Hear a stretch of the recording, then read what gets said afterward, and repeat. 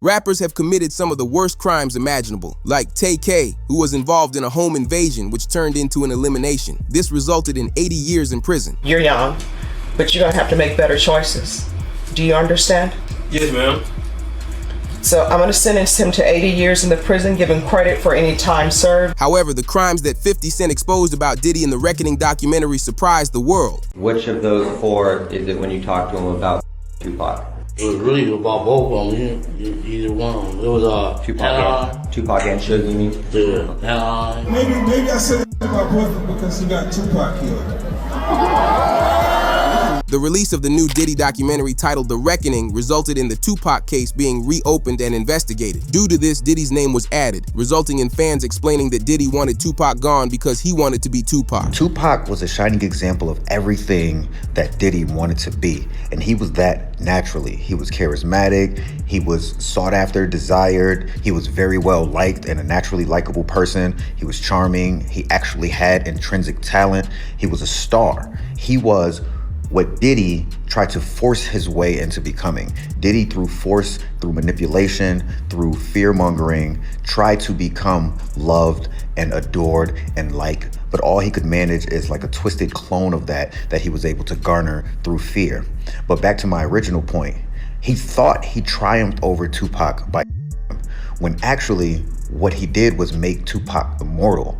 And by Diddy continuing to live and earn more wealth and, in his mind, earn more adoration, he thought he triumphed. He thought he won overall. But more importantly is what 50 Cent said after the documentary's release. It's written, 50 Cent says it's not over. More unreleased Diddy footage that didn't make the Netflix documentary is coming to YouTube, including footage about how Diddy started a family with Tupac's ex-girlfriend. Diddy had a daughter named Chance Combs with Sarah Chapman in 2006, who famously dated Tupac in 1995. This would get the attention of the Las Vegas police, where it was announced. The Las Vegas police made notes about the Reckoning documentary where never before heard evidence was shared about Diddy paying $1 million for Tupac's passing. Sources claim to expect Diddy to be charged, which is what 50 Cent has always wanted. Even before he made this Diddy documentary, he tried exposing Diddy in a post reading, 50 Cent says he doesn't like Diddy because he had Tupac gone. I hate when they leave me to talk because I always say the wrong thing. I always say the wrong thing. Last time they left me, I said something about Puffy. You saw that? You saw that clip? Yeah! I gotta stop doing that kind of shit. I've been talking to a therapist trying to help me with the shit I'm saying. I said crazy shit. No reason. Oh wait, maybe I said it to my boyfriend because he got Tupac killed. However, the Las Vegas police have already been investigating Diddy for this crime, and you wouldn't believe the evidence they have. Beginning on November 18th, 1995, Tupac was photographed with Diddy's baby mama, Sarah Chapman. Diddy described Sarah as being the one. She's his dream girl. So when she got with Tupac, Diddy didn't like it, which resulted in his first attempt at taking out Tupac. But this attempt was quickly swept under the rug and no one was arrested. I believe so. I do believe so. I have proved things that I could say that will back up my claim, but this is not for the world to know about. You know what I mean? It's between me and him, and only he knows. So every time he say it didn't happen or that's the only thing that makes this become an issue to everybody. I was acting. Who gets shot 5 times in acts? Oh, I didn't get shot 5 times in their vision. I only got shot once because they found the bug. The police found him, but now they the cops. Now they doing detective work. With the first attempt failing, he'd later try again and succeed. In the Diddy trial, it was reported. Former cop claims Diddy had Tupac dealt with for $1 million. Suge retaliated, having Biggie dealt with. They claim Diddy hired Keefe D to take out Tupac. In case you're unaware, Keefe D was known as the organizer of taking people out for the Blue Street team. However, after 10 years of walking free, the police had pending charges against Keefe D for unrelated crimes, which they used to make Keefe D talk about the Tupac passing. He says they met up with Diddy multiple times and discussed taking Tupac out. On all 4 of those occasions, there's San Diego, Anaheim, Irvine, and Vegas. Which ones do you actually talk to Puffy at? Every one. Every one of them. Which of those 4 is it when you talk to him about Tupac? It was really about both of them. Either one. It was Tupac and Suge, you mean? Yeah. Later on, Diddy jumped on The Breakfast Club to do an interview, but they brought up how people were saying Diddy was responsible for Tupac and things got awkward. Now, it was this documentary that claimed, which we know wasn't true. Yeah, check this out. We don't talk about things that are nonsense. We don't even entertain nonsense, my brother.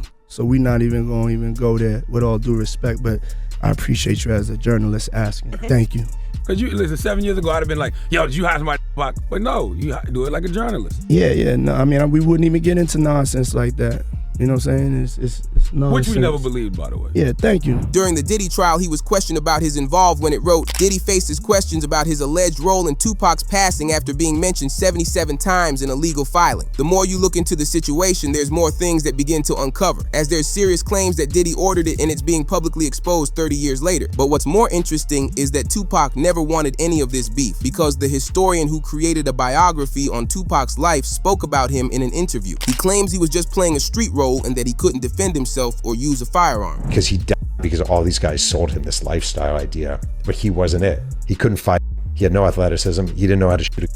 He wasn't that guy, but he started to believe it. He method acted it. 100% method acted it. But there was a weird twist in the case that suggests Diddy worked with someone else that was unexpected. The news wrote, the reinvestigation of Tupac's passing is revealing new names and evidence of those involved. New name brought up is Suge Knight. This claim gets more serious when you hear these lyrics from Eminem from over 20 years ago. He was the one who initially claimed Suge had something to do with the crime. I'm holding Suge responsible for the passing of the two greatest rappers to ever grace the face of this planet. If only the late Christopher Wallace could talk, he could tell you himself. I'm holding Suge responsible for the passing of anyone else with the row. According to new police records, it reports Detective Russell Poole suspects Knight arranged Tupac's passing before he could exit the label and framed the rival Blue team to throw off investigators, as this raises the question of who a famous Blue member is that they tried pinning Tupac's passing on. And you'll quickly realize they wanted to pin it on Snoop Dogg, because his file about where he was around Tupac's passing is very interesting. He wasn't near him on the night of the passing, but Snoop claims that he was supposed to be in the car with Tupac on that night. With Tupac, though, in regards to Tupac,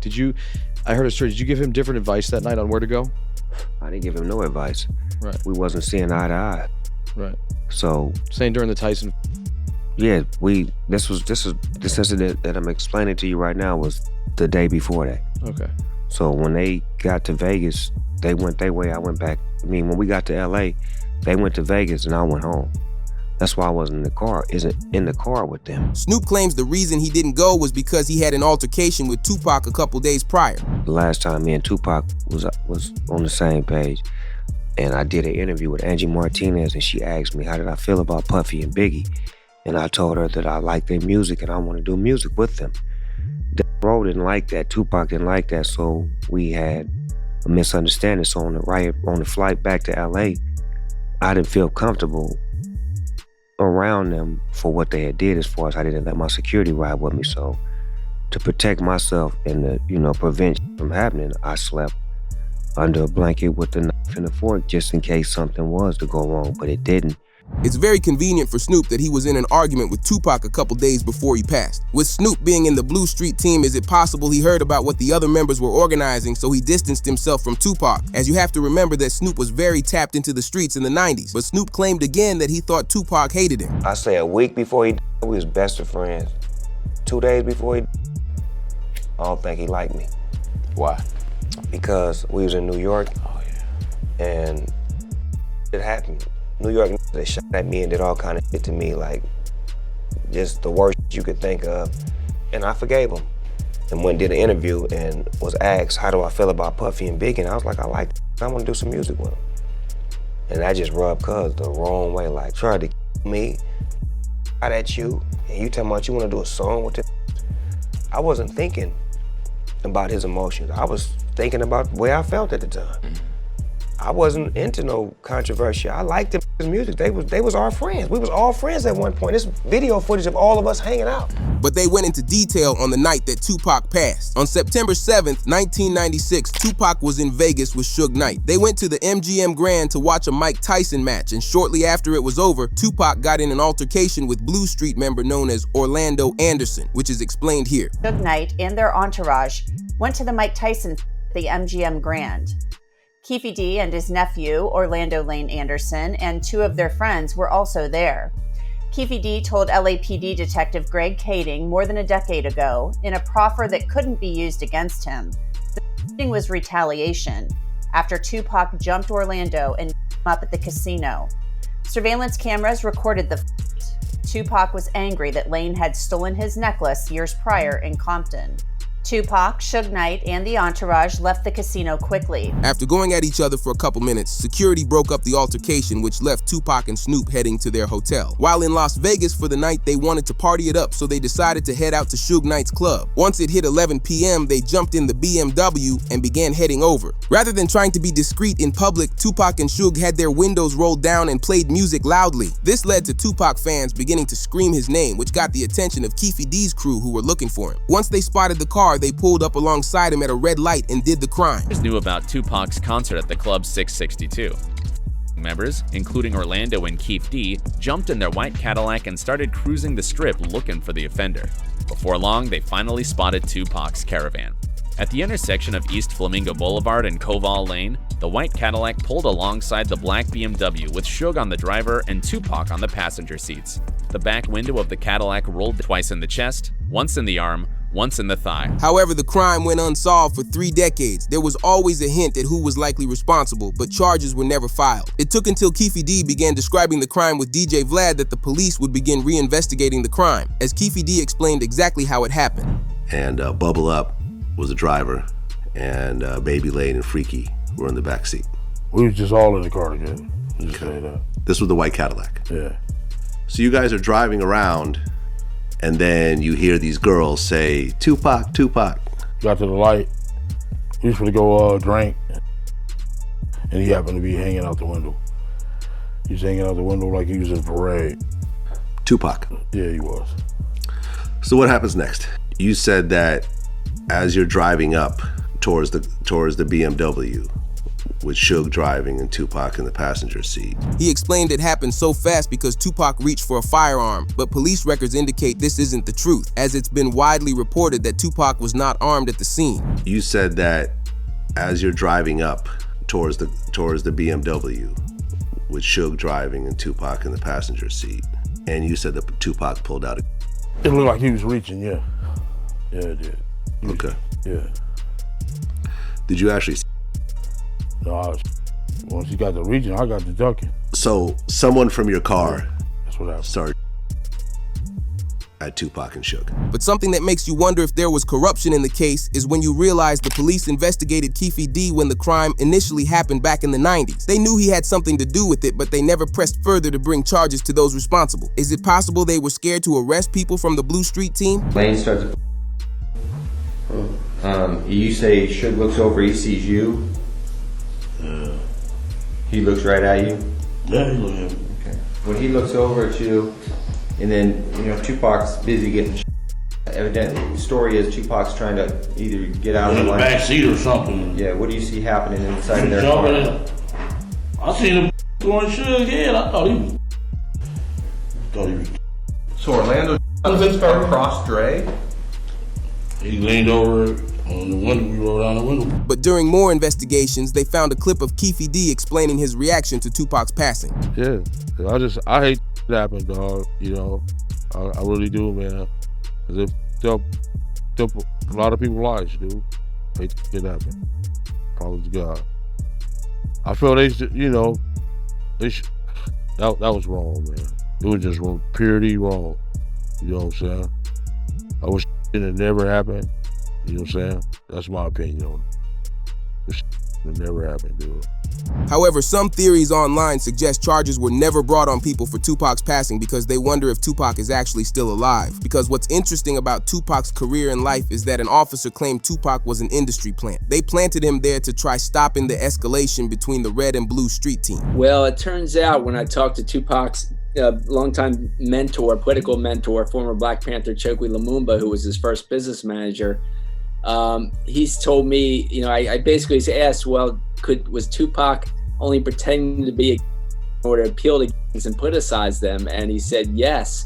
And that was part of his thug life agenda that he came up with his imprisoned stepfather, Mutulu Shakur. And so Tupac was just using that in order to get the leaders to call peace truces, first in Los Angeles, then throughout California, and then throughout the country.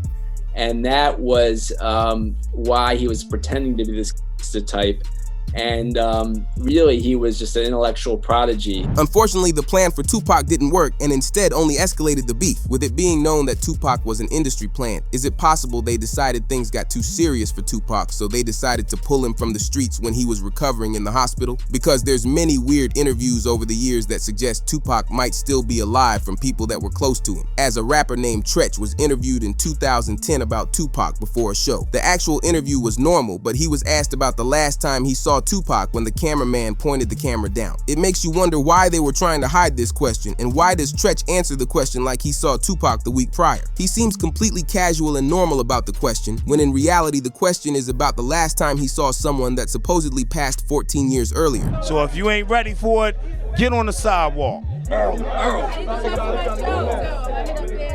One last question. Is Pop still alive? Nobody knows. Y'all good? Yeah, we good. Thanks a lot, man. Last time I saw him, he was in church. This led into a video of what's suspected to be Tupac in a parking lot down in Cuba. Zoom in. That's Pop, man. He with the outlaw. And Reg from Holla Back is trying to be friendly and get autographs. Holla Back exclusive, baby. Holla Back. The Tupac alive in Cuba theory only gathered more interest when it was discovered that Cuba is the same place that Tupac's step-aunt fled the United States to when she was facing criminal charges. Even Tupac's manager and closest friend Suge Knight believes Tupac is still alive. He went to check on how Tupac was doing every day after the incident happened, and he claimed that Tupac was recovering well. As he said, "When I left that hospital, me and Tupac was laughing and joking, so I don't see how somebody can turn from doing well to doing bad." I mean, when I left that hospital, me and Pac was laughing and joking. So I don't see how somebody can turn from doing well to doing bad. So you seriously think that he might still be alive? I would say this, Pac, you never know. But what's weird is the police claim Tupac was in a deep sleep, but Knight is positive that Tupac was laughing and talking with him, as Suge did interviews spanning across multiple years where he keeps the same exact story that Tupac was doing better. So he was conscious on the way to the hospital? He was conscious on the way to the hospital, he was conscious in the ambulance, he was conscious after they did the surgery.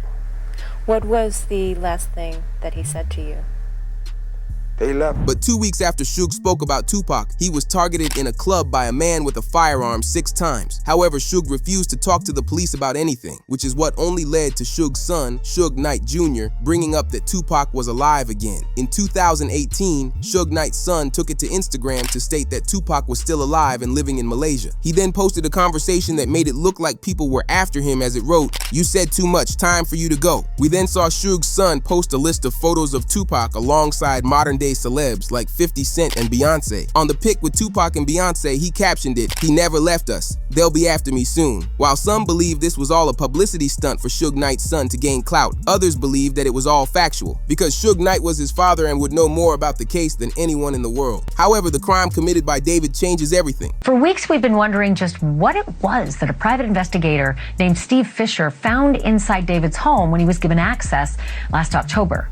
The PI reported seeing, quote, items you would expect to find on a farm rather than in a home in the Hollywood Hills. And today, we are learning about one of those items. New evidence and footage was found inside of David's home that changes everything. The news wrote, a private investigator reveals that an incinerator capable of burning at temperatures of up to 1600 degrees has been found in David's home. With this equipment normally used at farms, it is actually illegal for Los Angeles residents to have without a permit. However, the police found more evidence at his second home. The news wrote, David is not cooperating with investigators in the passing of Celeste, and police detectives have identified a second suspect in the case, but David still remains a suspect. As the second suspect people think was involved is David's best friend Neo, because you see pictures of Neo and him together across many social media posts. Starting on July 21st, there's a photo of David with Neo at a house party, and people speculate that they were in a relationship. Old photos on Instagram show David and Neo recreating the famous Titanic pose, laying in bed together, and much more. You know who that person is, and do you believe that is the person that moved the Tesla?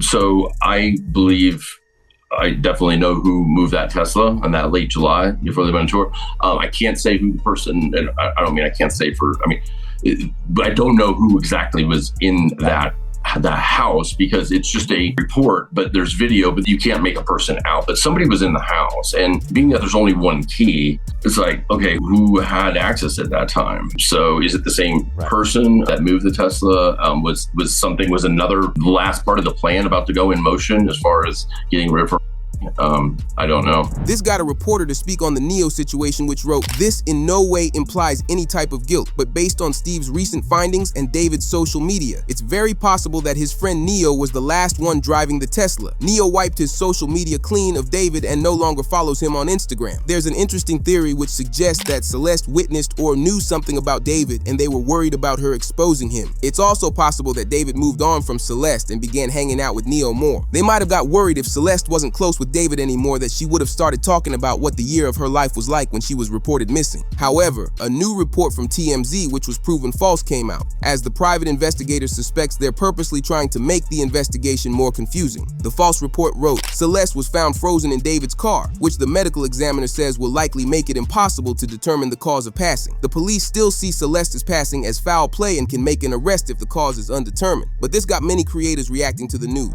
For quite some time, a lot of people were curious as to when she could have passed away. If she passed away at the beginning of 2025, why did she only just start smelling in September of 2025?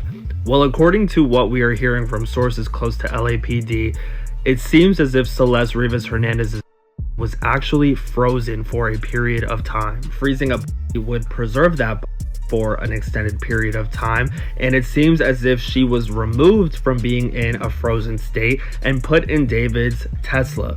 And because of that, the medical examiner is likely not going to be able to determine a CO.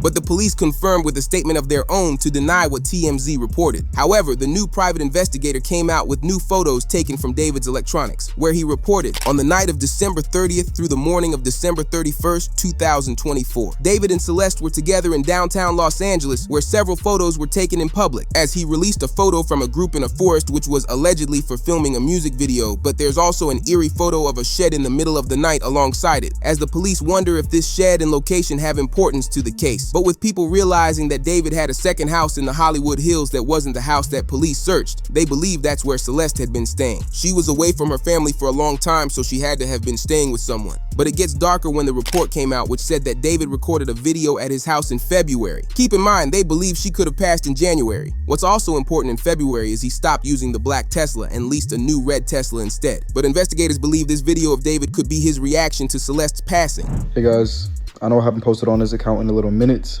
but I just had some words to share with you for 2025. Despite all the craziness that's going on, all the turmoil, the natural disasters, the pain and things like that, this year I just wanted to tell you guys not to be discouraged and not to lose hope and not to turn your face from God in these times of evil. And it seems like just at the start of the year, it's literally January and all this stuff is happening. It's like the most insane, it's February now, but it's the most insane start to a year that I've ever seen. But God has not given us a spirit of fear, but of power and love and a sound mind. So keep that sound mind, 2025. Stay prayed up. It's a very strange video. David's talking about how he hopes people can be more positive and he wants people to stop passing. He could just be talking about world issues, but with the timing of Celeste's passing happening around this time, it's concerning. But something else that's happened while David's been in hiding is that someone tried to find out information on where he was. This is extremely wrong to do, but an anonymous person called a fake police report and made cops go to David's family's house in Texas, where his mother and father opened the door. No, out of all times for this to happen, as he's discovered in his car, after she's been identified, for there to be a potential swatting incident where somebody calls 911 with a fake allegation, a fake crime for their property, out of all people, out of all times, it's weird. Well, it's weird, but it doesn't necessarily surprise me because this case has taken on national significance in terms of people paying attention to it. And there are bad actors that understand how to bring somebody by way of swatting. So somebody called the 911 system down there. They found the address online and were basically made up a story for the cops to go there. And then they went in, and fortunately the police were very professional and they were able to immediately understand that it was a swatting incident and it wasn't a legitimate call. The reason they did this is because they want to know where David is. Obviously that's not the right way to go about it, and even the private investigator doesn't know where David's been hiding at. Do you have any indication about where David is right now? I don't. I have no idea. And it's kind of bizarre because his group has stayed so silent, what's left of his group, I guess. And I'm not even sure the conversations that the owner did have with his management in breaking that lease. I'm not even 100% sure his management knows at this time where he's at. I think his attorney might be the only one, and his parents. But what's crazy is on the day that Celeste was identified in his car, David transferred assets out of his name to his mother's name in fear of being arrested and having the house taken from him. As someone who looks into the law spoke about what David tried to do. You know, transferring these assets in the middle of an investigation, as opposed to 2 years ago or a year ago. Right. Could a court look at this and say, this was a deliberate attempt to, what you say, concealing assets, and they could breach it, they could pierce it, they could say, even though that you've transferred this into your mother's name, that was invalid. This is a way for, let's say, a plaintiff who sues him, or let's say in a criminal judgment to pay that fine. Can a court look at that and say, even though you transferred it, it's still open season on those properties? Yeah, this is what's so puzzling about this. It is a very basic premise of law throughout the country that you can't transfer assets after the event happens that would otherwise trigger collecting on those assets. So we have rules in different states. Sometimes they're called fraudulent transfer, sometimes they're called fraudulent conveyances. There's a lot of different names for them. But the crux of it is you cannot transfer assets. Although to make the case even weirder, people found David's older interviews where he said some pretty concerning stuff. As David said, he wants to live on an island with no social media in 4 years. This would have been the same timing for when Celeste would have been an adult and able to leave the country on her own. Where do you see yourself in the next 5 years? Okay, so the plan is hopefully this music thing takes off crazy next year. Why is he saying, why are you saying that like you're not like up there? Well, I'm not there yet, but hopefully okay. it's like even crazier next year. And then I go on crazy year after year for the next 3 years. And then on the 4th year, I retire. And on the 5th year, I'm off the grid, living somewhere like on an island with this crazy crib. No social media, no digital footprint. I'm just gone. I'm just gone. In 5 years, I'm gonna be gone. Will you still remember me? Yeah, bro. You'll have like the secret codes to the mansion. Yeah? You can pull up on every. What's the secret code? Give us the first 2 numbers. Absolutely of the not. People noted the question was just generally asked where he wanted to be in 5 years, but David specifically answered for 4, which people thought was weird. But the second interview is worse. Because David has a love for anime, but the way he displayed it in his music videos was weird. Not only was he spotted at an anime convention with this blue wig, which looks identical to one that Celeste wore. However, the second interview of David has him describing how he loves anime and wanted to make his own. Once he got a start with his music career, he began expressing it throughout his music videos. But the most concerning part is he says that the main character is his alter ego who commits crimes. Basically, an agent of chaos and kind of my alter ego, and the story of the manga went like I was a detective and there was an evil version of myself that would kind of come out at random moments, kind of like Fight Club with Tyler Durden.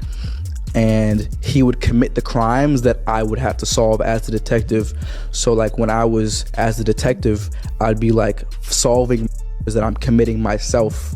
And it was like a cool little story. I didn't think anything would come of it. Like it was in the vault for. A person recognized how weird this was and wrote, "There's hundreds of crimes he could have used as his example when describing his alter ego, but he chose to say that. I can't be the only one seeing how obvious this all is, right? This would end up going viral online, which David didn't like. So in an attempt to take his name away from the concerning old interviews and pictures of him with Celeste, he hopped on Fortnite. As someone noticed it and reported, if anyone's wondering where David is at right now, he's lurking and playing Fortnite. People searched up his Fortnite account and realized that he had just been playing games hours earlier. But people that tried to hold out hope realized that it was weird David hadn't made a public statement, and all they saw from him was playing Fortnite. So they wrote, "There's no way that's David's first response to this happening. If he knows he's innocent, he should have gone about this differently." However, a case is being made for Celeste's passing. They've been collecting evidence about everything that happened with Celeste, as it starts with one of the last public outings she was out at. If this video is accurate, it means Celeste was still alive on June 27th, 2024, allegedly seen backstage at a David concert alongside his brother. Look closely, she's wearing those Hello Kitty sandals.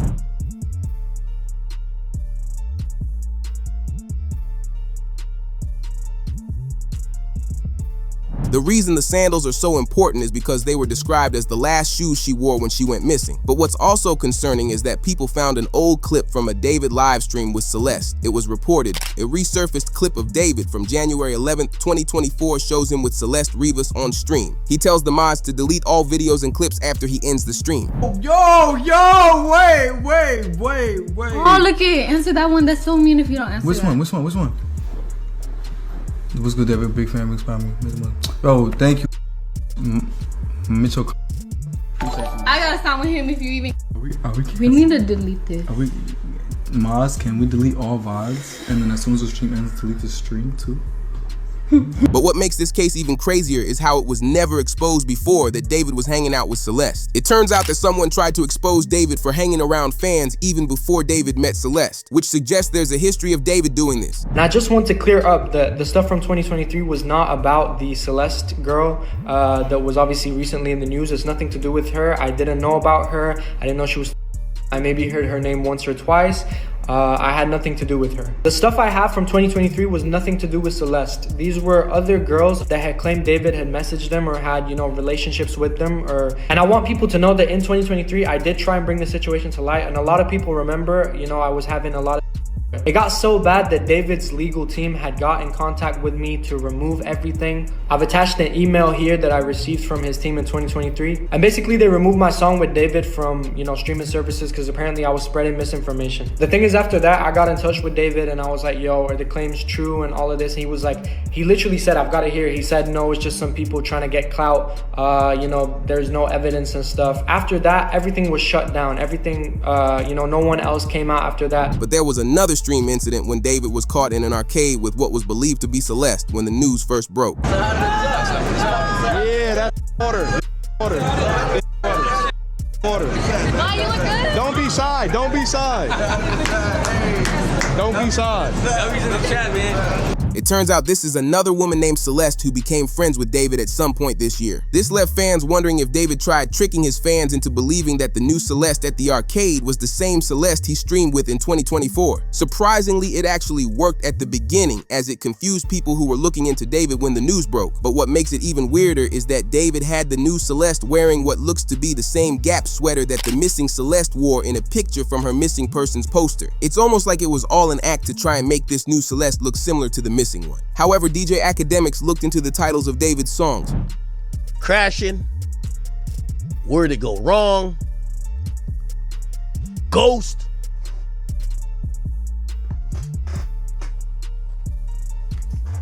Where Did You Go, Afterlife, which only led into more weird coincidences popping up from David's social media. People found this old video of David cleaning shoes at his house, and people wonder if these shoes are the same ones that Celeste wore in the left picture, as the last pair of shoes he cleans look similar to the ones she wore.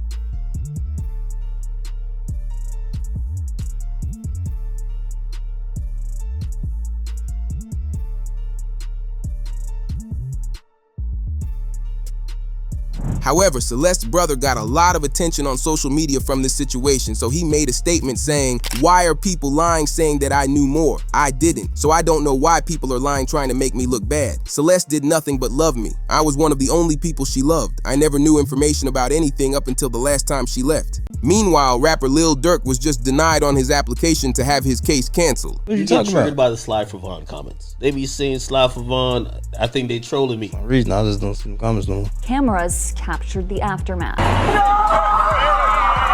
This man, a passenger in that car, frantic at the sight.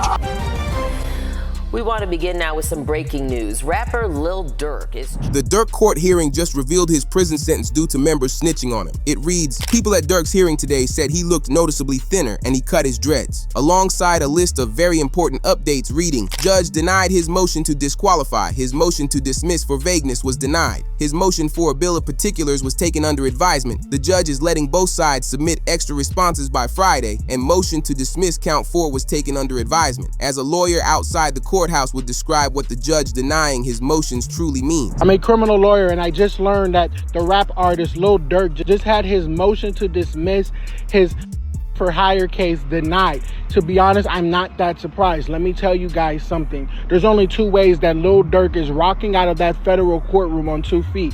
A jury of 12 people says that he is not guilty, or President Trump pardons him. There's no other way that Durk is walking out of that court free. That judge is not going to be dismissing any key evidence. He's not going to be dismissing any motions. He's not going to do anything that significantly helps Lil Durk walk out of that courtroom without having a trial. Now, how and why am I so sure of this? Well, here's the first thing I want to tell you. Most federal judges used to be federal prosecutors, exact prosecutors that are prosecuting Durk. A lot of judges used to stand in that very position. Federal prosecutors can be very biased people, and very rarely, once they put on that black robe and become a judge, do they get rid of those biases, okay? That judge very likely probably thinks that Durk is guilty. He just can't be the one to actually say it. With the judge denying any chances of having the case thrown out, it means Durk will face a trial and it won't end well. This left creators reacting to Durk's trial. Remo, this is my last no jumper. Durk Torre told me I wasn't supposed to come back up here with that last. Now look what happened to him. That man got kids. You talking about look what happened to him. Definitely not happy about him. I wouldn't be happy if you go to jail, Adam, because I know you got daughter. Break down. There's multiple people who are no longer there for their kids as a result of that Durk allegedly called in. Until they put that on black and white, sir. Stop throwing stuff on a black man who's trying to do something right for the community right now. The feds have already put out a lot of information about this. You don't have to put it out. You don't have to put it out. So this is a major platform. You're not the boss of me. We talk about rap on here. I think it is well within our jurisdiction to talk about the fact that what type of police is been alleged to have ordered them. This free smirk though. Free smirk. But also maybe police platform. This some police. Just sit down for a little and decide. Hey, maybe I'm not anybody else. We don't have no proof that. Well. We don't. But worse news for Durk is that a snitch gave the feds a text group chat which read, Durk is facing allegations that he put hits on O-Block members for not retaliating for King Von. Prosecutors have a witness who claims Durk gave the orders. In the evidence files it shares, Durk feuded with Munna Duke over his belief that they weren't retaliating for King Von's passing. Whack 100 reacted to Durk's situation and it's not good. To life by basically saying he's guilty of for hire, and the only thing that, like, yes, some of these things look suspect. Why'd you go there? Why are these people going there? Why'd you send this message? But nothing. There's no message that they got that says where Durk says y'all that Quando yet. Nothing says that. I'm not. You missing the point. Okay. They got a witness already cooperating on that. Been had one. We just ain't seen what they said. It's 3 years. One of the cooperating. Yeah, that's true. Yeah, so that's co-conspiracy. Yeah, I don't know. You don't need too much more than that. One of is cooperating. Then in the paperwork, you got the conversation. They say they had it in and out. The other 2 was figuring out how they getting paid. But it was confirmed inside court that the alleged snitch might have been playing with the feds. As it reported, Durk could be found not guilty after new court documents revealed the main witness switched up his story. He first claimed there wasn't a bounty, but now says there was. Sources believed it was Didi playing the feds, but he's actively trying to get out of the case, so it's likely not him. And that's what Didi did. He's basically saying all this evidence y'all got against Durk got nothing to do with me. Why you got me charged with Durk? And that doesn't mean he's going against Durk. That just means he wants his case severed. And I'm telling you, if it's severed, it helps Durk. Because one of the main connective tissue to this conspiracy is saying that Durk told Didi to hire. Didi's saying, I ain't get told to hire nobody. And I ain't hire nobody. What are you talking about? Why would I hire someone? That's his thing. However, the feds are continuing to pile on evidence against Durk for the hit on Quando Rondo's crew. It was announced feds believe Durk was also behind the attempted hit of Quando Rondo in 2021 at a gas station in Georgia, as the feds realized that Durk hints at a timeline of when the crime happened. As the evidence had Durk rapping the line, they're on my page like Sly for Von. I know they trolling me. But later in the podcast, he says he just doesn't see those comments anymore. It looks like Durk is admitting he doesn't see the comments anymore because he slid for Von and took out about Quando's friend Lil Pab. However, Durk's lawyers won't give up as they try getting Durk a bond. Words from Durk's father have Durk being released on bond. With this being his third attempt, his lawyers made a great offer so that the judge can't refuse it. I just left the courtroom for the bond hearing for my son for the least for the third time. This time it was very fair. The judge was very fair. He wasn't pro-prosecutor, he wasn't pro-defense, but he was pro-justice. So he listened to all the evidence, and he's gonna give a ruling in the next few days about what his position is for the bond. But we were very pleased at how it turned out. So continue, family, friends, and fans, continue to keep us in your prayers, and we thank you. And inshallah, God willing, this be victorious for us, that we have a good ruling in our favor. Even the prosecutors had to remove evidence from the case after Durk's lawyers proved it didn't line up correctly. This references Durk rapping the line, "Told me they got an addy, they got the location, go look on the news, see your son screaming no," as these lyrics were wrote before the Lil Pab crime even happened. However, it does line up with how Quando Rondo reacted on the scene. Right now, the search is on for 3 people who police say at a Savannah rapper, a member of his entourage. It happened in Los Angeles, and cameras captured the aftermath.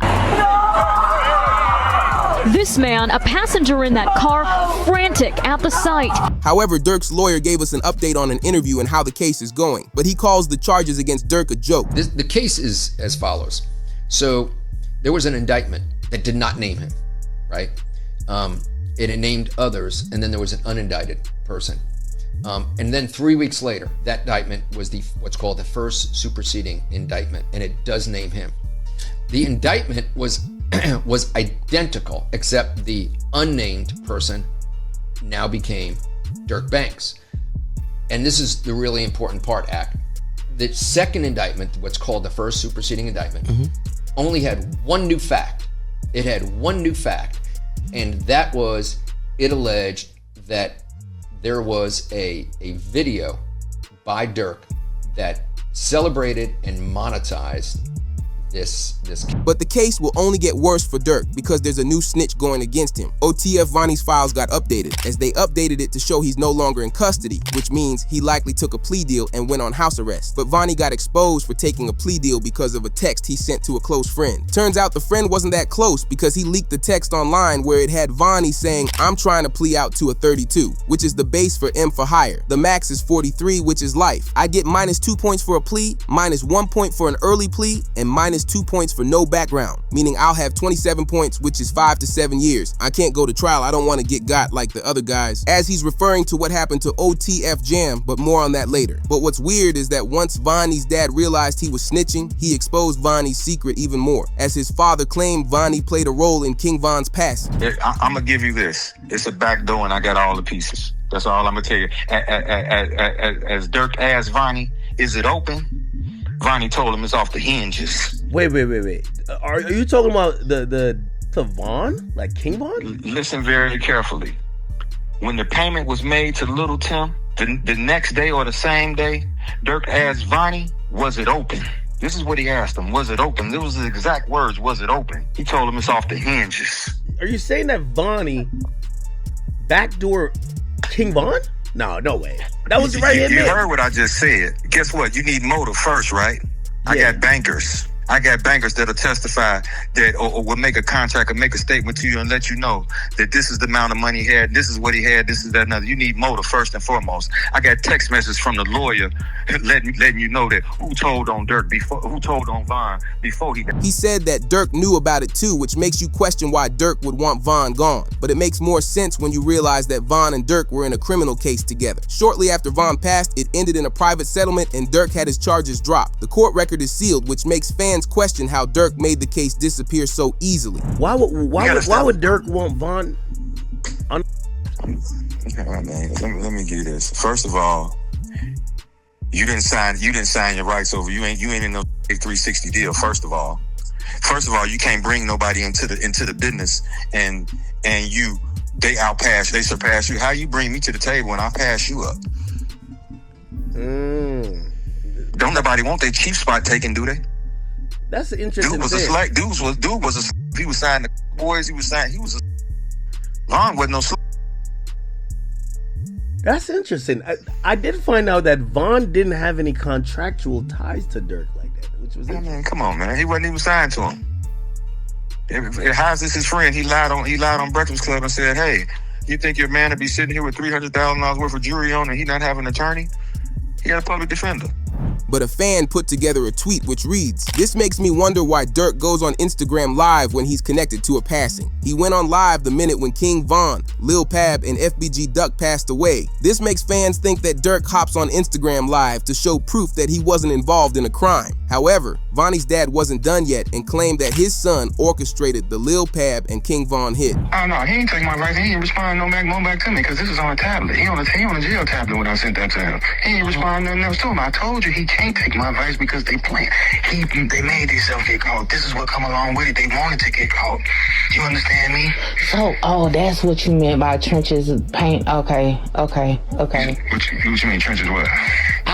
Was it you that said that? With the whole narrative about Bonnie snitching with the text messages, like that's. Yeah. I don't know who said that, but that was me. But that was a focus. Everybody was trying to make it seem like that's what the text messages was about. That's just saying what he finna cop out to and this, that, and and with me saying Von, some people like, man, what he gonna tell on some birds on Von? I ain't gonna lie, I said that in my video. I'm intrigued to know what the Von name was for. No, he ain't gonna tell him no Von. You gonna tell it just like you orchestrated Lil Pab. You orchestrated this, and guess who you work for? Although another snitch is being added to the case, the new snitch had rappers saying, "Please tell me this isn't real," as the new snitch is OTF Didi's younger brother named Ted. He isn't heavily involved in OTF operations, but because his brother is Dirk's main hitter, he knows a lot. Unfortunately for Dirk, Ted only got involved in this case because of a mistake Ted made on his own, as he was arrested for having a firearm in a convenience store. Really? Dude had a. What about that? A man had a with an extended clip. That's cool though, right? But when Ted was brought to the police station, he instantly folded and told the cop he would tell on people that did crime. Come on.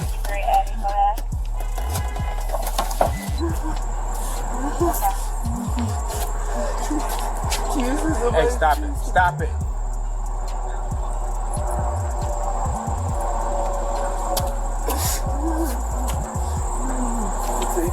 I swear to God, I tell you about it, man. I tell you about everything. I swear to God, I tell you, I will tell you, please. I swear, please. But with Ted sitting in the waiting cell, he was crying his eyes out and began talking to an officer. Wait, hold on. You gotta relax for me, because I can't understand it. Relax. What's the number? 7 what you saying, man? We're gonna see what we can do for you, all right? We're gonna see what we can do for you. You gotta relax for me. Relax, man. I'm gonna get a bus to prison. Relax. Give me no, I'm saying, what are you talking about? I'm trying to get that. But Dirk's lawyers are trying something new to get him out, as they don't think they have enough evidence to bring charges against Dirk. With it reported, Dirk has filed a new motion to dismiss based on the vagueness of the second indictment. If it is not dismissed, he requests a bill of particulars to specify the coded language Dirk used, the nature of the bounty, the date, time, and circumstance. In the court documents, they want the prosecutors to prove that Dirk placed a bounty on Quando Rondo, and they want to know when he did it and what reward he offered for the crime to happen. However, concerning things are happening with Dirk in jail. Dirk was taken into solitary after a CO discovered a cell phone in his jail cell. They got little Dirk in a hole for basically some BS, and right now we're gonna show the paperwork. They saying that he was caught with a cell phone, and basically that's not true. They trying to keep him in a hole,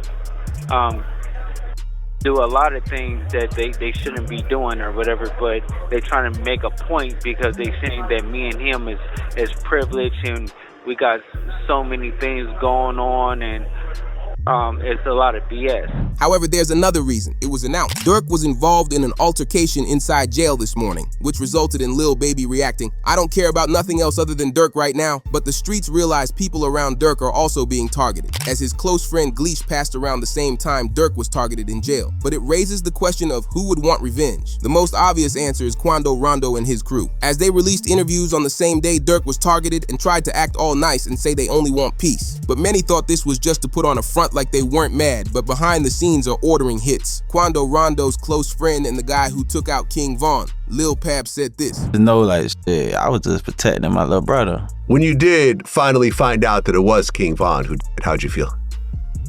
I was like, damn, if Brian did that stupid shit last night, he still would have been alive. That's how I was. But I was like, shit, I ain't no the type person I am. Like, I'm a humble person. I ain't no disrespect to like his mama saying f him and shit like that, cause I could easily get on that type of stuff and be clout chasing type. Like, I ain't on that type. I'm a humble person, but it's like they ain't never popped that shit off. That would have never happened like that. Quando Rondo said something similar when he was interviewed and said, whoever on my side, they got kids and a mama that 100% love them.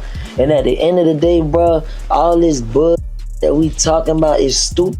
That could have been handled a totally different way. It could have been handled to the point where a song and $3-4 million could have came out or whatever. Like that could have got handled in a legit way, in a music way. What's bad about the solitary is that it instantly shuts down any sort of bond attempt. But a lawyer reacted to Durk's case and claimed that he can beat the case with the First Amendment. There's a First Amendment argument here, right? That this violates the First Amendment. Can you talk about that? Right, for sure. I mean, I'm expressing myself. I can say the things that I want to say in a rap record or any kind of record. And you could go back and there's country records and there are pop records and there are R&B records that talk about all kinds of things. It's just that there's this notion that with hip hop, quote, glorifying that suddenly now we're going to use these things to prosecute them. But does that mean that the free speech, First Amendment has gone away? No, absolutely not. He can absolutely rap about what he wants to rap about, and that doesn't mean just because the story is bad. It's safe to say bond is completely off the table for Durk. There's no way the judge lets Durk out after it was reported. The feds say Durk needs to go broke and give up his property to be granted bond. They fear he might use his fortune to place bounties on witnesses. No bond for Lil Durk. Let me tell you about what options he has left and why the bond was denied this time. Now, he's in federal court on a for hire charge where he faces the possibility of life in prison. What that means is under the federal law, it is presumed that you do not get a bond because the charge and the penalty are so serious. So your lawyer has to go out there and show why you should get a bond. Now, ultimately, what the district judge decided to deny the bond on was a couple of factors. There's a couple $1 million being put up, but it's not all being put up by Durk. Some of it is from the label, and ultimately Durk has a lot more money and assets than what's being put up. So if I let him out on bond and he tries to flee, he's gonna have tons of assets and money at his disposal. The main reason the feds are worried about witnesses disappearing is because that's what happened to OTF Jam. He hasn't been heard from, and people wonder if Durk tried doing something to take him out. There's a guy named OTF Jam. That was wired. Very ironic name. Jam got him in a jam. Did 12 years. 12 got years. Out, interviewed, said he kept it real, brought him cars, gave him 50,000. Right. This. Made mention that ain't no smut on his name. He ain't never been a rat. Caught a gun case, but eventually he flipped. However, the crime YNW Melly committed has left him in jail for 7 years now. With his trial upcoming, he's trying to be released from jail right now. February 2020, Melly was involved in a multi-inmate fight inside the day room of his area unit and was given a DR for his role in the fight. October 2020, placed on a room restriction for refusing to go back to his cell as he was trying to hide while on the phone. And developing now, there's a new push to get rapper YNW Melly out of jail. He's currently awaiting retrial, but two childhood friends, but a new lawsuit alleges he's being held in inhumane conditions. In today's court hearing, Melly's lawyers submitted paperwork for an immediate release due to an ongoing lawsuit between Melly and the county jail. It was announced Melly sues Broward Sheriff's Office for cruel treatment and is seeking immediate release from prison. Melly also claimed they have not allowed him to see or speak with any family members in 3 years. As this got rappers' reactions saying, "I like what I'm hearing right now. Shout out that boy Melly. Free him. He's been in there too long." This is because in Melly's lawsuit, his lawyers claimed he's been living in a freezing cold cell with no edible food with zero human contact. An interview from Melly's mother paints a disturbing picture of Melly's life in jail. It sounds like he won't last much longer, as Melly's mother Jamie ranted in an interview how Melly was granted a mistrial, which means he wasn't found guilty, but they're still treating him like the worst inmate in the jail. My son has not been convicted of anything, and even other inmates that have been convicted or anything, they have the right to use a telephone. They have a right to just to be allowed to write letters to their loved ones, to receive their mail. They hold his mail, they don't give it to him. His mother spoke more in the interview and said how she's just heartbroken for what her son has gone through. She feels helpless because they don't treat him like a human in jail. When you saw Melly's statement, just saying how he's been hurt, how he's scared for his life, as a mother, how did that make you feel? It's heartbreaking. It made me feel completely helpless. Broward Sheriff's Office definitely needs to be investigated. I mean, they are making up their own rules. We've tried to go to court about this situation. The judge really doesn't have any jurisdiction when it comes to the jail, because we actually had a hearing about the mistreatment of him, and the jail they make their own rules. And I don't think that's fair, because I know that they need to answer to someone too. This got the attention of other people in the rap industry, and they agreed that Melly should be living a hard life in jail. He doesn't get to do the crime that he's alleged of doing and get special treatment just because he's a rapper. The YMW Melly, I'm so happy he in jail getting mistreated. Yeah, I'm so happy he in jail getting mistreated, homie. Homie, when you take a life,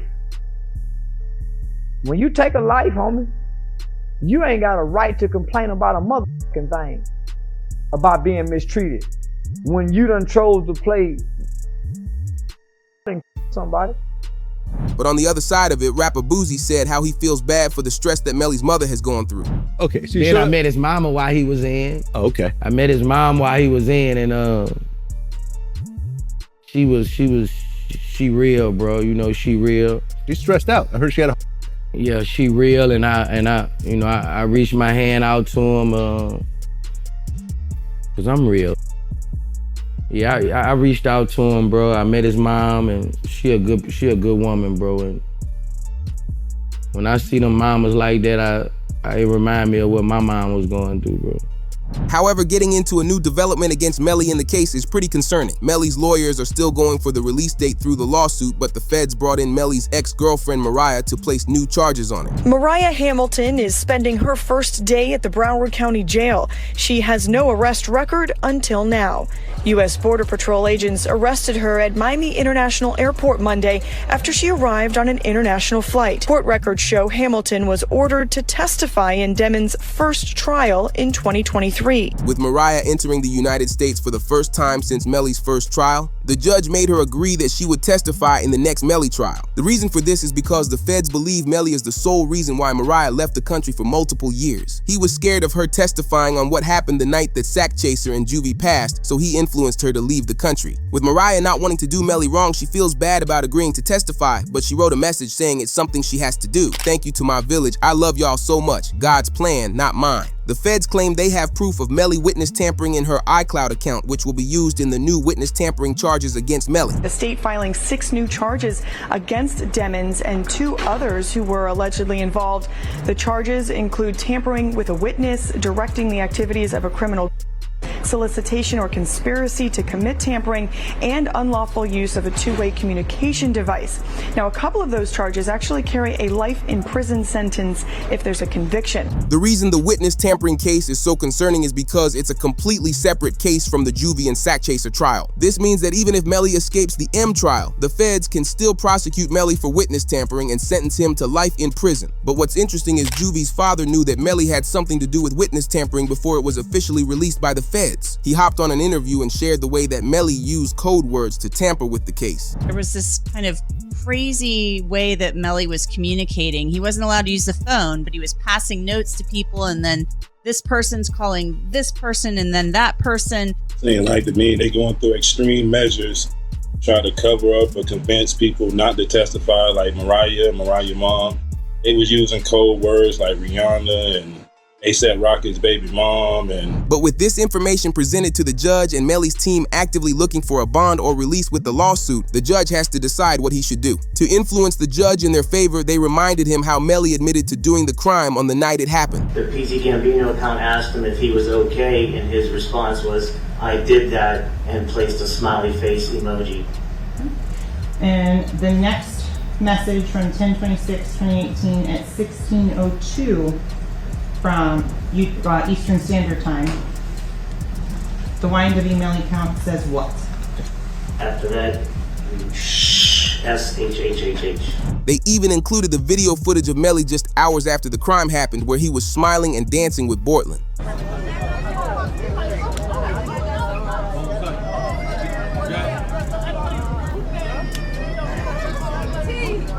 Melly still turned regardless of what happened this early morning. He's still out here being very positive. Turned still. Hey! No, still turned, regardless of what happened. You already know.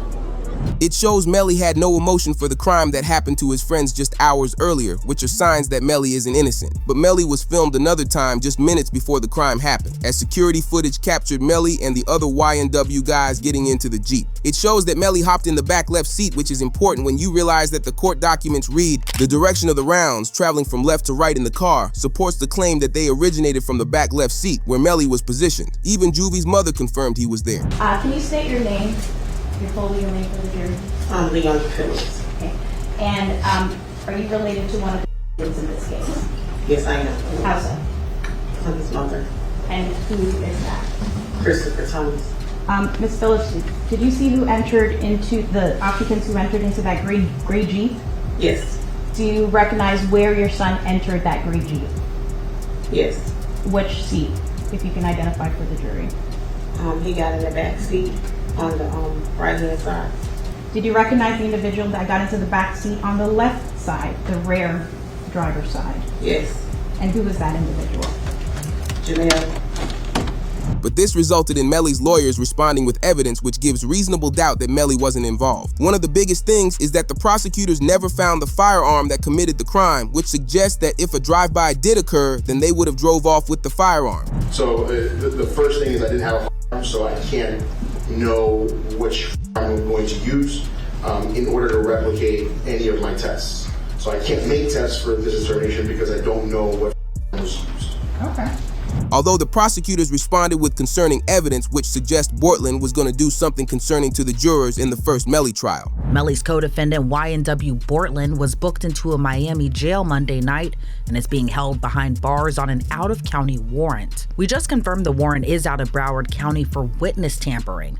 The warrant obtained by Law and Crime Network states as follows. On or about April 10, 2023, continuing through and including July 22, 2023, Cortland Henry, aka Bortland, along with others, did unlawfully and knowingly engage in misleading conduct toward another person with the intent to cause or induce them to withhold testimony. The warrant continues the alleged witness had been summoned by the legal process to the jury trial of Jamel Dimmons, aka YNW Melly. The dates in the warrant are important. Jury selection for Melly started in mid-April, and a judge declared a mistrial on July 22nd, the same day the warrant claims Bortland allegedly tampered with a witness. As this new clip was followed up by a reporter saying, "Here are images of notes discovered during the home raid of Bortland's home," which came with these drawings that Bortland allegedly drew, which shows where the jurors were sitting in the courtroom alongside a description of what they looked like. Prosecutors claimed these notes were going to be used to identify who the jurors were outside of the courtroom and could have become a backup plan to tamper with them. To keep it real, this is sloppy. Bortland, how the f you gonna have the notebook of the jurors in your house? Holy sh! Like, come the f on. It's like doing a and having the surveillance tape in your DVD player or something like that. You know what I mean? Like, come on, bro. Like they raid your crib and the surveillance footage of the is in your DVD player. They be like, oh, okay, thank you, brother. This can't be at your crib.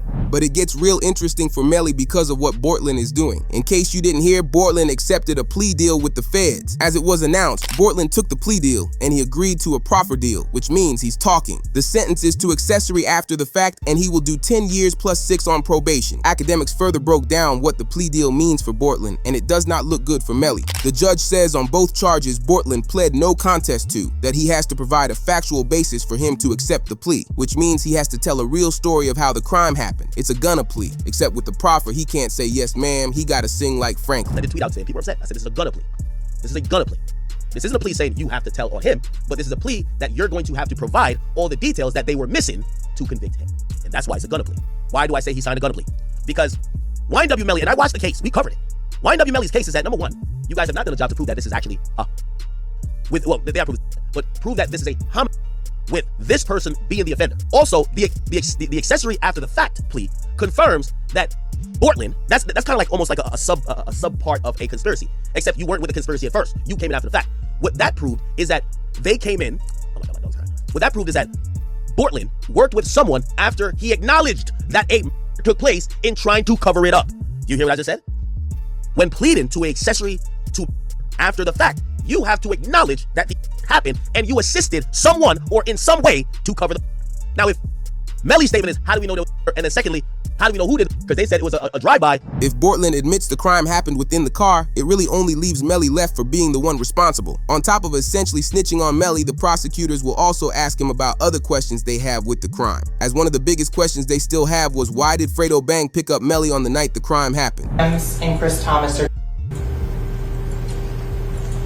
So what you're also going to find out is while Mr. Devins is out there on the side of the road, 4 in the morning, 4:42 specifically, he sends a drop pin, digital homing beacon, to his current location, to one of his friends, Frederick Givens.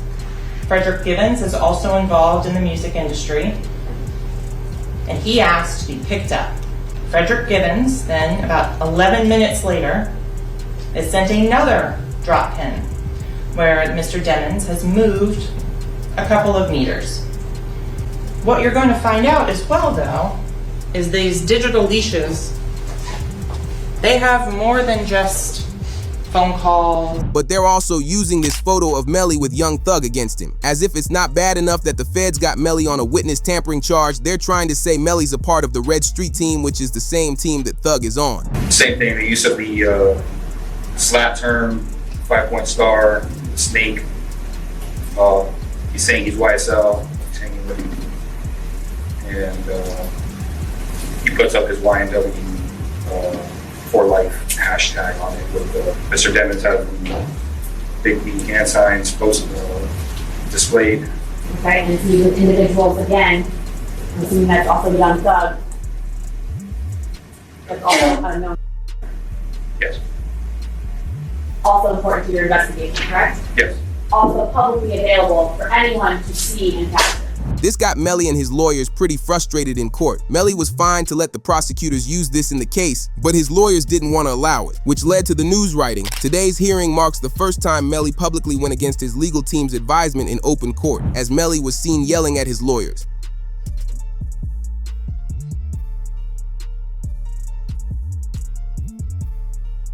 Yes, sir. Against our advice, our client wants to proceed. People who were in the courtroom said that Melly was overheard saying, "I don't care, I'm not in no street team." They can't prove that. I'm aware that 924-071 call for an automatic stay while they were aggravators. They go to membership in a gang. There are things that the jury would have to find before going into penalty. Not aggravator, that's the death penalty. Aggravator, that's the gang enhancement itself, Your Honor. That was charged. He was charged in committing the murder for the furtherance of the gang, which is an aggravator in terms of the guilt. Something that they would have to find by way of an interrogatory. Yes. This led to new evidence of a former O-Block member exposing a secret that Melly told King Von. Supposedly, King Von told O-Block members that Melly came to him for advice on what to do when dealing with people. Did Von really tell you that Melly told him that he was 2 friends? He ain't come out and say, like, we got into an argument And so, if you know, when people could say something without saying it. And so he told me, like, once I posted what I posted, Von was mad at me. Bro, why you put up there, bro? Walk the bam. I'm like, you sitting up here, like, you know the love we got. You do this for us, but you gonna trust that his two friends? And he said, them was trying to extort him. And so I'm like, if they was trying to extort him, then why are you still around them? But the judge was amazed that Bortlen was able to get a plea deal after 7 years since the crime happened. As he told Bortlen in court, I don't know how your lawyers pulled this off. And it's my understanding that you want to resolve both cases today. Is that correct? Yes. And that resolution is an agreement you've reached with the state, the terms of which are as follows. Number one, in the 19 case, you're going to plead no contest to both counts of accessory after the fact. In the 23 case, you're going to plead no contest to all 4 counts as charged. In exchange for that, the state is going to null process, that is, drop the 2 first-degree. In exchange for that, I'm going to adjudicate you guilty on the 2 accessory counts as well as the tampering count. I'm going to sentence you to 10 years in Florida State Prison. This is the greatest plea deal of all time because it dropped Bortlen's possible sentence from 5 life sentences all the way down to only 10 years in prison with only 6 years left to serve. This got an official lawyer's response to the situation where it was reported. Lil Wayne and Kodak Black's attorney Bradford Cohen says Bortlen has bit the cheese and is likely to flip on Melly after accepting a plea deal. All right, let's talk YNW Melly and YNW Bortlen. He is now doing the triple Lindy. For those youngsters that don't know what the triple Lindy is, it is when you do several flips off a high dive, and he will be flipping. He is going to be tell-all about anything he knows about the double case, and they will know if he's telling the truth or telling a lie when he gives his full quote-unquote confession as to what happened that evening. And that's what happens. A lot of times where guys are in the prison for 4 or 5 years awaiting trial and looking at a life sentence, and they're offered 10 years where they'll be home probably in another 3 years that he'll serve, he decides to flip and become a cheese eater. And that's what happens a lot of times on these cases. And I was expecting it to happen a lot sooner than it did. He held out for quite some time. But long story short is it looks like he's going to flip.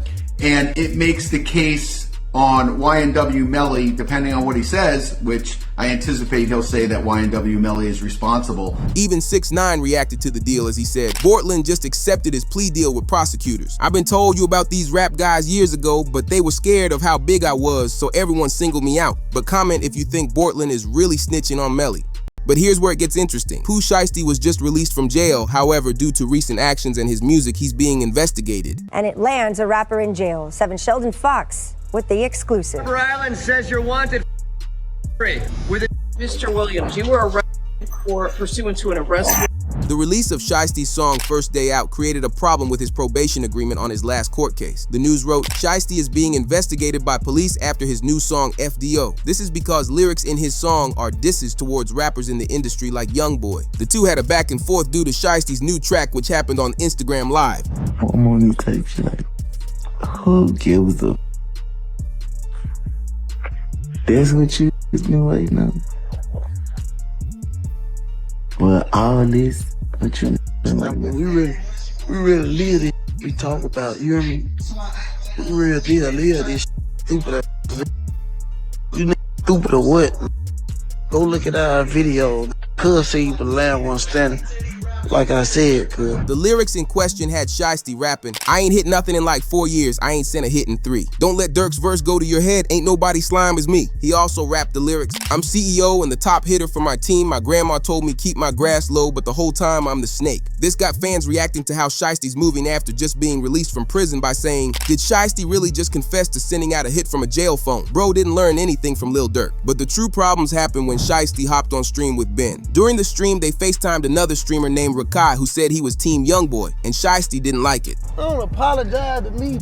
Man, Rakai, hey, look, man, you gotta, man, just rep anything, man. Just say you something, and then you good. I'm 4K Trey. Who? Rakai, what the man? You said what? You could hang up on him, cuz. He ain't no I'm finna you right back. Clearly, Shiesty is rocking with Lil Durk still and didn't like that Rakai said he was a YoungBoy fan. But he wanted to make it well known that he was still on Durk's side in the beef because a tweet was calling out rappers who flip-flop sides in beefs for whenever someone is clearly winning. Obviously, with Durk in jail right now and YoungBoy selling out stadiums, he's up and Durk is down. Lil Zay Osama speaks on why it's no surprise the industry is switching up on Lil Durk for YoungBoy. Nah, for real though, I don't see why this was surprising or new to y'all. Everybody jumping ship because this how the industry is. Nobody in the industry is gonna stick around you when you at your lowest. If they can't get clout, notoriety, money, fame, features, videos, something that they could benefit from off you, they're gonna jump ship. I don't see why it's surprising that everybody is on YB in the industry. That's how it go. They only gonna f you when it's beneficial to them. None of these ain't grow up with Durk. None of these ain't friends or real homies with Durk for real, for real. You know what I'm saying? Or they would never change, or they would never jump ship. Cause where we from, if you with me, my ops is your ops is mine. Some people don't look at it like that. Some people look at it like I with both parties, I ain't got nothing to do with it. And look, you not wrong for that. You know what I'm saying? Like I said, shout out to the that still there, stayed down for Durk, his real family and friends, you feel? People who are fans of OTF have been saying that if you rock with YoungBoy right now, then stay on that side when Durk gets out. But in the same live stream, Shiesty got heated when a girl didn't know who Durk was. Was that my jerk? Oh. Lil Durk. JCV Films with that fire gift, bro. I appreciate you. OTF. What's that, man? Why you say it like that for? Come on, get your picture, man, before you get up. Oh, wait, my phone. Streams picture. Oh, they're going crazy. Yeah. Oh, okay, that's the wrong one. Wrong with her, Chaz. He talking about who again? This Lil Durk. But we had academics saying how every rapper is trying to hit up YoungBoy for collabs right now because he's the hottest rapper right now. So I'm in the dressing room, and we just talking about a bunch of. He's also telling me, and I will never say who. He's telling me all the rappers who was now hitting him up, and he kind of asked me, he's like, Act, so what you think, man? Because I think he's thinking like, yo, should he forgive some of these, like, but all these rappers on it, you know what I mean? Like they're all like, yo, YoungBoy, we love you, right? And I gave him the best advice, I think. I said, I didn't want to impart my thoughts on it because I don't know fully what he's been through and what he's thought. Because, he was down where nobody would. So I said, whatever your heart feels about any of these or kind of doubling back or not want to do whatever, go with that. Weirdly, Chopper hopped into the beef and went after YoungBoy, but many people didn't care because academics said Chopper will need a good anthem against YoungBoy if he wants to be taken serious. Yo, NLE Chopper, bro. No more break dancing, no more belly rolling and like that, gyrating. If you making a diss song at Kentrell Deshaun Golden, you gotta make some anthem with like some military tanks. That's how he's coming. Tell you. But this left rappers reacting to Chopper's new song, and they said he needs to quit it. Everybody see YoungBoy ain't messing with nobody. The boy doing his thing, standing his own lane. And it, yeah, I love him. I love him. I can feel him every time he drop a song. But NLE Chopper, instead of him doing his own thing, he said, you know what? I'm gonna attack this man. I'm gonna mess with him. That's how poor the street think. Instead of just letting me continue to move with my life, cause I ain't messing with nobody. I ain't out here trying to portray a street image or nothing like that. I'm just. But beefing with YoungBoy will cause some serious problems for Shiesty if he's not careful, because the feds will be watching his every move to make sure he doesn't slip up. Although Wack 100 has an interesting theory on how Shiesty got out of prison so early. Wack 100 claims Shiesty is not solid and snitched to get out early. So what? You trying to say that Big Bird ain't solid? And throughout the day, as you see, look, you see what they've been sending me. You see that throughout the day they sending me this. But they sending the documents, the PDF, the paperwork, they circling, telling me what they see. You see it, bro. Like, you look, you see it. Yo, what? These rappers gotta hate you, bro. I ain't gonna lie. They hate me too, but they gotta hate you differently. Like, I mean, bro, listen, this ain't even my, listen, but at the end of the day, come tomorrow on the other side of the clubhouse, they're gonna pull me in that room and they're gonna present this. I gotta hear what they interference, like kind of what you try to do with Thug, run a little bit of interference. The main reason he's exposing this is because Shiesty's jail life was very easy. Apparently the whole time he was playing Fortnite Mobile. It's Pooh Shiesty, who looked like he's absolutely chilling in jail. My boy got a little Richard Millie, you know what I mean? Got the haircut all right, you know what I mean? They be playing Fortnite Mobile. In jail? Oh, he got the Timbs on. They look fresh as well. Yo, this so chilling in prison. He got 2 watches. Like, you know what I mean? Like, damn, 2 watches, not even 1. With that announced, rappers called out Shiesty for snitching in the case. But Shiesty's close friend reacted and said his best friend would never snitch. On my mama, if you see some paperwork, my mama, I do whatever y'all tell me to do. Cause my eyebrows, mustache, hair, I throw my chains in the river and jump in and if Shiesty snitch. Go home, take one to the. I ain't got no red. However, the feds just released the hidden details from his court files. With Shiesty taking a plea deal and offered a proffer, the feds never disclosed a full statement on Shiesty, but we finally have it, as they detail the crime starting when Shiesty drove his green McLaren into a parking lot with a seller pulling in just after him. Prior to meeting up, Shiesty and the seller discussed a deal for high-end sneakers and extracurricular items. But what the sellers didn't know was that Shiesty wanted a good deal on the goods, or else him and his boy were gonna rob them. The barrage of sending 2 people to the hospital, and it lands a rapper in jail. 7 Sheldon Fox with the exclusive. Police and prosecutors say Pooh Shiesty was part of the group that ended up in this parking lot that October afternoon where the flew, and it happened right across the street from the police department and town hall here in Bay Harbor Islands. Once they arrived, the seller gave Shiesty the sneakers for a legit check on them before he officially bought them. While this happened, Shiesty and the seller continued to negotiate on the price of the goods, but the seller wasn't interested. Shiesty got heated in the moment because he wouldn't cut him a deal, so he quickly pulled out a firearm from his waistband and used it against the sellers. They tried running away and ducking behind their car, but they were too slow. One was hit in the hip and the other in the backside. While Shiesty keeps the sellers scared, Shiesty's friend grabbed the goods, threw them in the McLaren, and hopped in.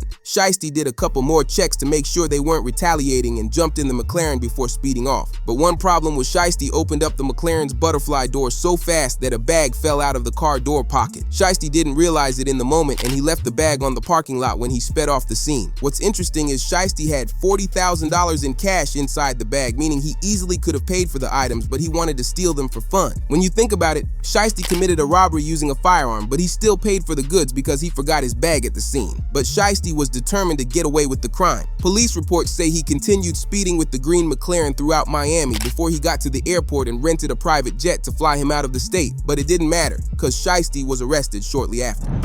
The town of Bay Harbor Island says you're wanted with He's also charged with robbery, battery in their affidavit, saying the 2 left the state in a private jet. Shiesty was quickly booked into jail where he bonded out for 30 grand, but he had to return to jail 2 months later for his court appearance. Mr. Williams, you were arrested for pursuant to an arrest warrant. It was issued June 3rd. It's charging you. You have 2 attorneys here, or is it? I'm sorry, 2 attorneys in the state. Go ahead. You want to announce again? Brad Cohen and Sam Zegny for the defendant. Have you had a chance to review? Yes, Judge, we have.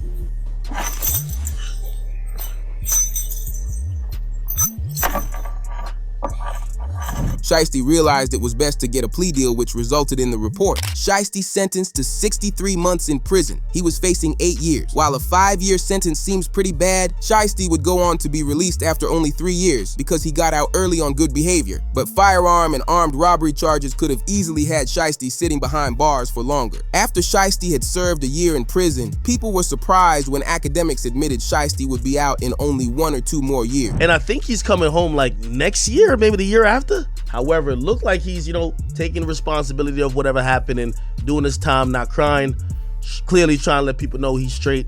And I do think when he comes back out, granted, as long as it's not like too far from now, if he comes back in a year, he's good. I still think even within 2 years. Many people would think Shiesty isn't smart for pulling off a crime as his music career took off, but this was Shiesty's lifestyle before the rap career began. Yeah, I mean, look, Pooh Shiesty was probably the biggest artist that he signed in recent memory. But Pooh Shiesty had a history of crimes before he ever signed to Gucci. It ain't like, he was like a school kid and Gucci suddenly put him in a bad direction. No, he was already doing it. Gucci wasn't around when he was doing all the crazy shit they got him locked up for. It just is what it is. But people Pooh want to blame. Shiesty's in prison right now for shooting somebody in the ass with a Draco while sitting inside of a McLaren. Yeah. Some Grand Theft Auto. Right. You know what I mean? But that's who he was before that. So it's like, that ain't a surprise. And Gucci ain't gonna tell you like he can't just change who you are as a person. So it's like, you know, but people come up with the conspiracy theories and the life insurance whatever. Although Shiesty's got a small sentence because of his plea deal and proffer that he agreed to. A proffer is when the criminal provides additional information to the feds for a lesser sentence. Essentially, Shiesty tells the feds how he pulled off the crime with every step included, and they give Shiesty a lesser sentence for saving everyone's time in court. But the feds made Shiesty admit the mistakes he made when doing the crime. The mistakes Shiesty made were pretty bad. The first was that Shiesty planned the meet to take place across the street from a police station. Within a few minutes of Shiesty pulling off the crime, the police were on scene collecting evidence. The video footage of the crime happening was actually from a camera that's owned by the police station. However, Shiesty's second mistake was that he left the bag on the ground, because the bag was a key piece of evidence that tied him to the crime. They matched the serial number from bills inside the bag with Instagram posts of Shiesty doing money spreads. They recognized the bills in his post had the same serial number as the bills in the bag, but his Instagram leads us to the biggest mistake of them all. Shiesty posted a selfie with the all-green McLaren he just committed an armed robbery with on the same day he did it. This was such an obvious giveaway of who did the crime, which makes you question if Shiesty wanted to be caught by the feds. But comment down below if you think Shiesty snitched, or like the video if you're a Shiesty fan. Curious how many of you are. However, one of the most interesting crimes in the rap industry was against King Von. He was often the one who committed crimes, but his downfall came from being targeted by another rapper. Security guard let him walk. You get paid he get paid to protect that security guard. It's unfishy with him. That's why he deleted his Instagram. I definitely feel like it's foul play. I don't know where it's coming from, but I think it's... Officials confirmed one of the 3 people shooting was rapper King Von from Chicago, who was here last night with friends. The Atlanta court system released all the files in King Von's passing case, exposing new evidence we've never seen. It begins with the police being told by a nurse at the hospital King Von was brought back to life and made it through 2 surgeries. Unfortunately, King Von got startled by the nurse going in the room, which resulted in his passing. And Von made it through 2 surgeries. He had 3 surgeries ago. He made it through 2 surgeries. And then after the second surgery, he hopped off the bed and started fighting the nurse and said where his gun at. And he went and he died because he went into shock. So he was making 2 surgery. How hours later, Kayla know, he fought the nurse. She the one told me that. His mama didn't even know that. How you knowing what's going on inside the hospital? Because she was there at the hospital. But Von was looking for a firearm that he never had. This evidence only came out today. So how did Boosie know he didn't have a firearm in an interview from 2 years ago? I mean, like you said, the King Von situation, like there was absolutely no reason for Von to be rolling around with that dude. Like, there was no, especially since he had security, like, you know, someone should have jumped in. It should never even. King Von I almost feel like, but I almost feel like if you have real security, all of them is post blast. I feel like they would have been more ready in Chicago. Sad, man, sad. I mean, the whole King Von thing is really kind of hanging me up, over bro. everyone right now. That f***ed me up, bro. Because I like King Von. But what's even crazier, the police noted King Von was likely backdoored by one of his own team members. King Von had paid bodyguards who were supposed to protect him on this night, but when everything went down, they ran away. His security guard let him walk. You get paid he get paid to protect. How the f you let him walk over? In fact, you ain't even supposed to let him fight. He ain't supposed to be touching nobody. Security guard, if anything, you make sure Quando them leave. Whoever else they was with, you make sure they leave. How you let him walk over somebody that's the reason y'all here, the reason everybody in this parking lot here, because this man right here making the money and y'all his entourage. But that security guard, it's unfishy with him. That's why he deleted his Instagram.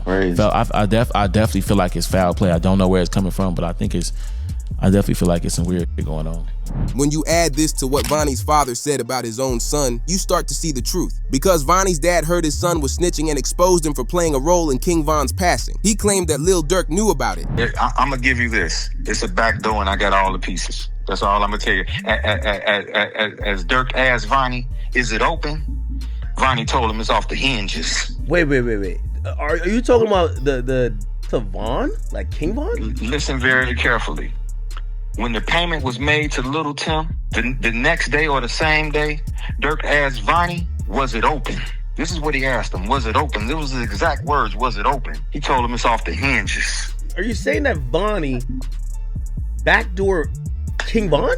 No way. That was right in there. You heard what I just said. Guess what? You need motive first, right?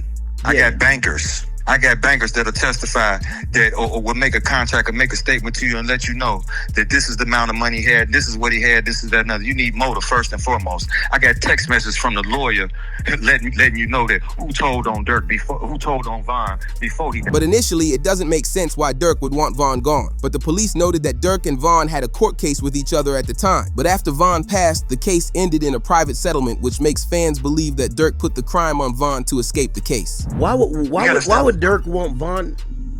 Let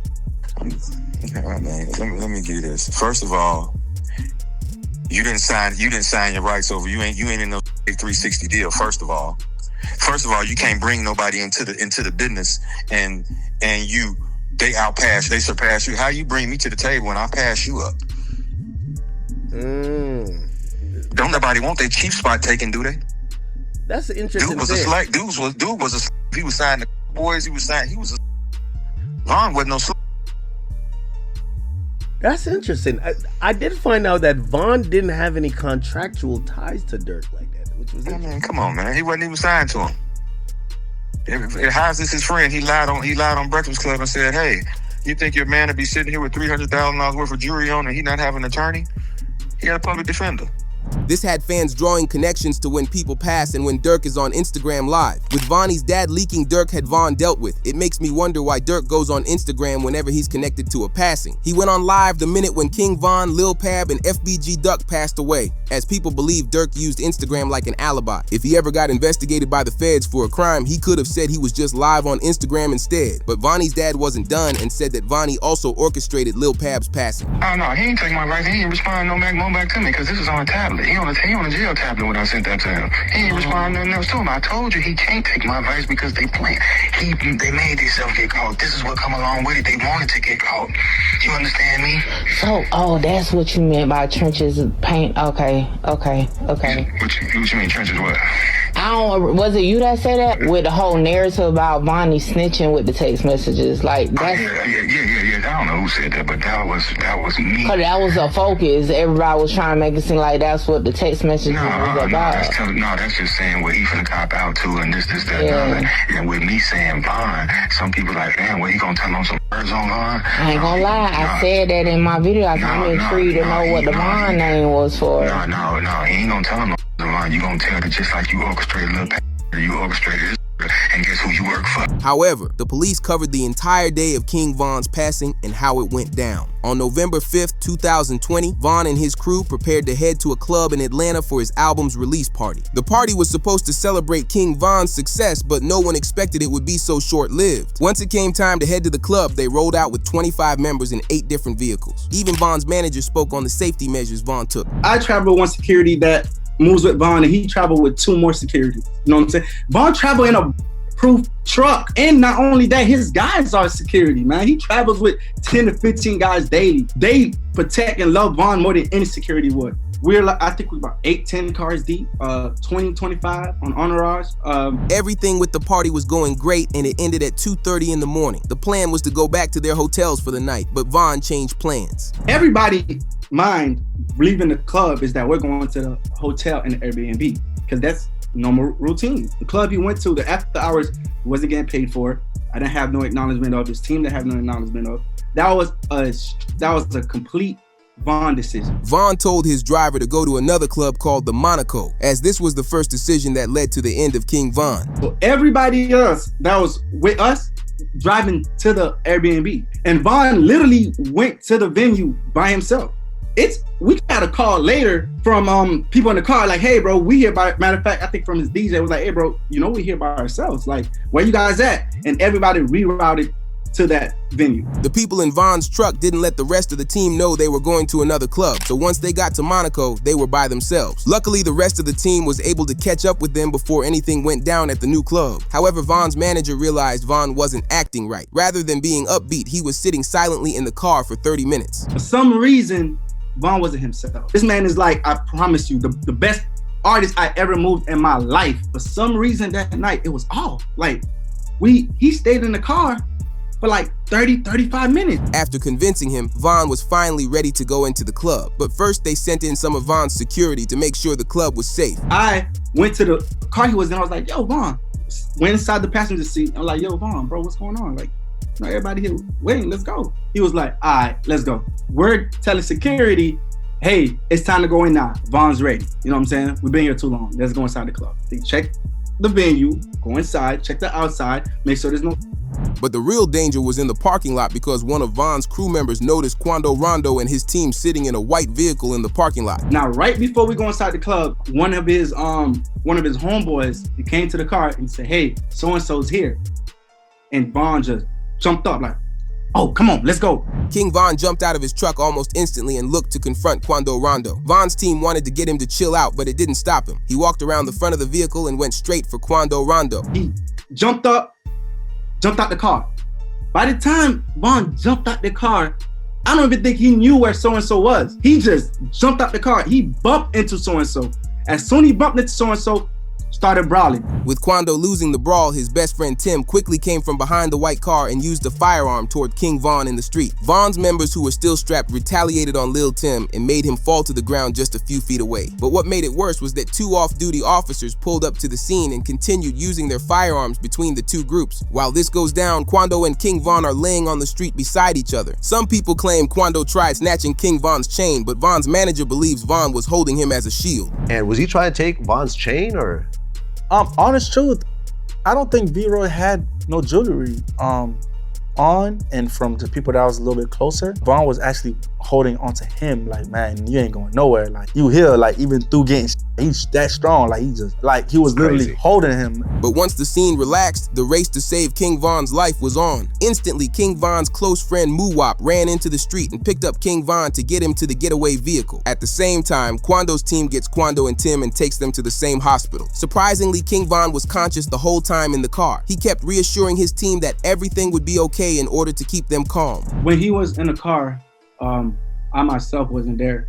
The gentleman that was in the car with him was panicking, and Von was the one that was like, hey, calm down, slow down, chill, I'm gonna be good, just get me to the hospital. And honest truth, we all thought that the way he was carrying himself, from that incident, from what I was told from the people in the car, that he would have been fine. Once they arrived at the hospital, King Von was rushed to the operating room where he underwent 2 surgeries, but he suddenly passed when he was startled by a nurse in the hospital recovery room while looking for his firearm. But sadly, King Von's passing spread through the news and shook the rap community. This made national headlines as officials confirmed one of the 3 people was rapper King Von from Chicago, who was here last night with friends. 2 groups of individuals got into a physical altercation. That physical altercation escalated into an exchange of guns. Knowing Quando and Tim were responsible, everyone waited for their take on what happened that night. Finally, we got their reactions, and Quando Rondo said, whoever on my side, they got kids and a mama that 100% love them.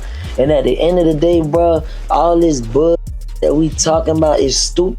That could have been handled a totally different way. It could have been handled to the point where a song and $3-4 million could have came out or whatever. Like that could have got handled in a legit way, in a music way. Even Lil Tim spoke out and said if Von didn't act the way he did, he would still be alive. No, like, shit, I was just protecting my little brother. When you did finally find out that it was King Von who did it, how'd you feel? I was like, damn. If Brian did that stupid shit last night, he still would have been alive. That's how I was. But I was like, shit, I ain't no the type person I am. Like, I'm a humble person. I ain't no disrespect to like his mama saying f him and shit like that. Cause I could easily get on that type of stuff and be clout chasing type. Like, I ain't on that type. I'm a humble person, but it's like, they ain't never popped that shit off. That would have never happened like that. Ultimately, Tim survived his injuries at the hospital, but he was charged for the passing of King Von the next day. After going through the legal system and hiring a good lawyer, Lil Tim's charges were dropped after they claimed self-defense in court. As his attorney said, the case against Lil Tim was dismissed before ever being indicted. But Von's friends wouldn't let this go, as they did a hit on Quando Rondo's crew. Right now, the search is on for 3 people who police say at a Savannah rapper. a member of his entourage. It happened in Los Angeles, and cameras captured the aftermath. This resulted in Quando's friend Lil Pab being taken out, as Quando went through the same emotions that King Von's friends did 1 year prior. Durk actually rapped lyrics about how Quando reacted when he said, "Look on the news and see your son screaming no." This man, a passenger in that car, frantic at the sight. Not long after, Durk claimed to be behind the hit on a diss track with the lyrics, "They like Durk, he a singer, he won't do something. You can believe whatever you want. I got your folks hit." Other rappers in jail right now are Fetty Wap for trafficking, Tory Lanez for firearm felony charges, K-Flock for RICO, and Wiz Khalifa for possession.